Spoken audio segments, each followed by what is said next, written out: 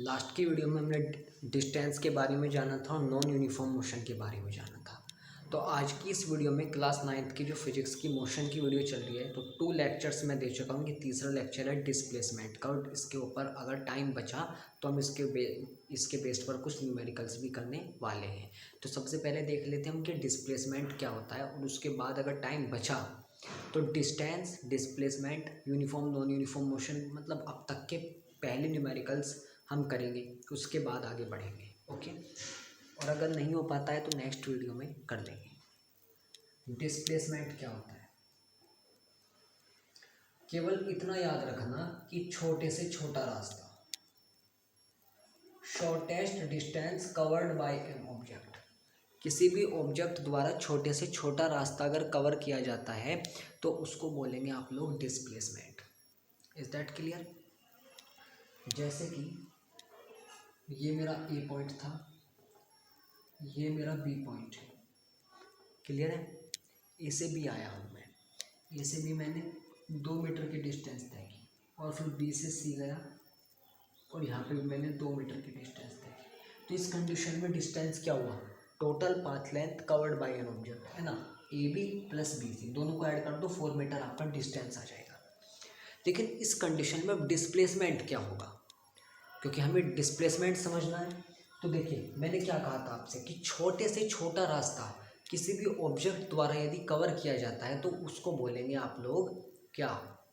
Displacement. देखो, मैं अगर ए से सी डायरेक्टली आता हूँ, ध्यान से सुनना, अगर मैं ए से सी आ रहा हूँ,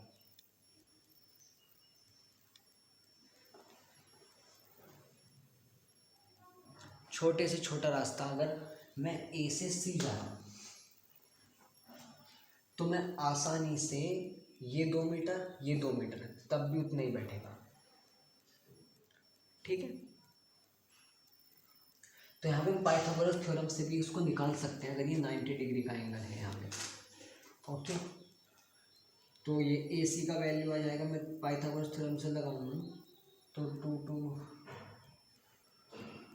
मतलब कि ये भी 2 मीटर ही आएगा, सॉरी 4 मीटर ही आएगा, क्योंकि ये जो लेंथ है ये इन दोनों लेंथ्स के इक्वल है, मतलब ये भी 4 मीटर आएगा। इसका इसका जो सम करके आएगा वो 4 मीटर आएगा, क्योंकि इससे और इससे ये लाइन बनी है, ठीक है, ये लेंथ बनी है। तो छोटे से छोटा रास्ता किसी भी ऑब्जेक्ट द्वारा अगर कवर किया जाता है तो उसको बोलते हैं हम लोग डिस्प्लेसमेंट। अब जान लेते हैं डिस्टेंस के बारे में थोड़ा सा, क्योंकि डिस्टेंस की थोड़ी बहुत अधूरी रह गई थी। तो डिस्टेंस का तो पिछले वीडियो में बता ही दिया था मैंने, total path length covered by an object, इसकी डेफिनेशन। हमेशा याद रखना कि जो डिस्टेंस होगी ये हमेशा स्केलर क्वांटिटी होगी। स्केलर क्वांटिटी क्यों होगी? क्योंकि इसके पास सिर्फ ओनली मैग्नीट्यूड होगा,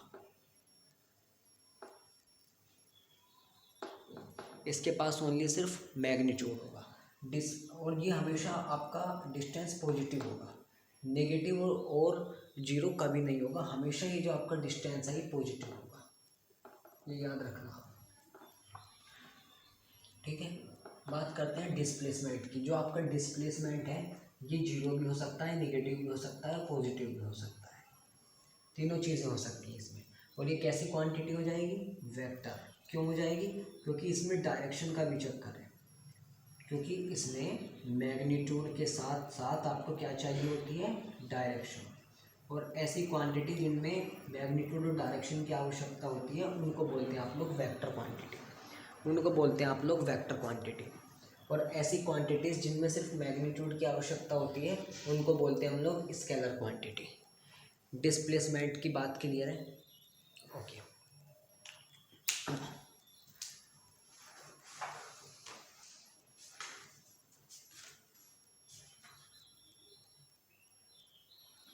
चलिए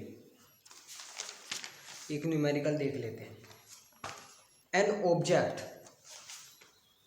दिख रहा है आपको यहाँ से? ये an object has moved through a distances, can it have zero displacement? If yes, support your answer with an example. Okay, sorry बाहर है कोई हमारे पड़ोस में भी कुछ नहीं, बस support your answer with an example. तो क्या कोई ऑब्जेक्ट कुछ डिस्टेंस पर ट्रेवल हुआ, तो क्या, हाँ थोड़ा शोर शराबा है, प्लीज़ थोड़ा कोऑपरेट कीजिए। कोई ऑब्जेक्ट किसी पार्टिकुलर डिस्टेंस पर मूव हुआ, तो क्या उसका डिस्प्लेसमेंट जीरो हो सकता है? क्या उसका डिस्प्लेसमेंट जीरो हो सकता है, ये क्वेश्चन है। इफ यस, यदि हो सकता है तो support your example with an example, support your answer with an example. देखिए क्वेश्चन आ गया समझ में, क्वेश्चन आ चुका है समझ में। यस बिल्कुल हो सकता है।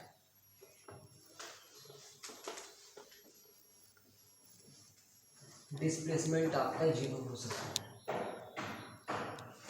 क्योंकि कोई भी ऑब्जेक्ट यहाँ पे था ए पर,